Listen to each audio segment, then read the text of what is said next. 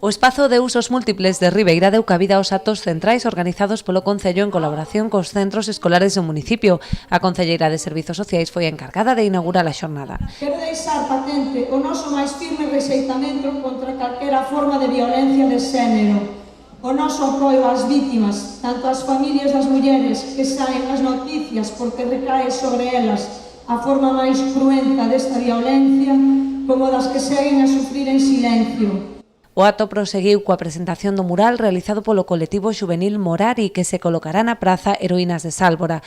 A continuación tomaronlle o relevo os alumnos de terceiro e cuarto da ESO dos distintos centros educativos que quixeron tamén alzar a súa voz contra a violencia. Ter que celebrar este día reflicte a sociedade tan atrasada na que vivimos. Non debería ser necesario ter un día para reivindicar esta injustiza. E ainda así, este feito repítese diariamente. Non é un problema do ámbito privado, senón que afecta a sociedade en xeral. É unha expresión de desigualdade de poder entre homens e mulleres que está baseada na suposta superioridade e a denominación real dun sexo sobre outro. O acto pechouse co concerto a cargo da cantautora Cris Román.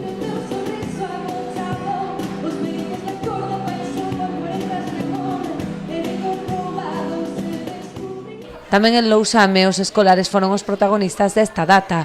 Os máis de 300 alumnos do CPI Cernadas de Castro participaron na creación do Xardín da Lembranza, un espazo no corredor do colexio no que plantaron flores co nome das vítimas da violencia de xénero. Rematado este acto tivo lugar unha concentración ás portas da Casa Consistorial. A concelleira de Igualdade, Silvia Grafojo, deu lectura a un manifesto no que destacou o firme compromiso do Concello de Lousame contra a violencia e a desigualdade.